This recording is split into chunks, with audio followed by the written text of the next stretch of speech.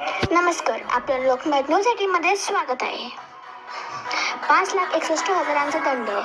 डेंग्यूचे रुग्ण वाढल्यामुळे महापालिका ॲक्शन मोडवर.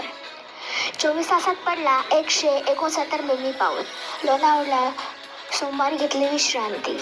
पावसाळ्यात सुदृढ राहण्यासाठी कोणती फळे खायचे, चला बघूया. पावसाळ्यात खा ही फळे: पेरू, जांभूळ, डाळिंब.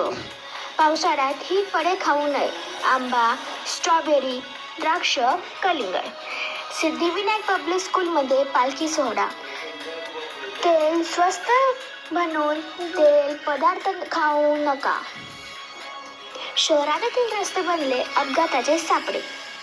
अतिवृष्टीमुळे केशवदेवी बंधारा ओव्हरफ्लो.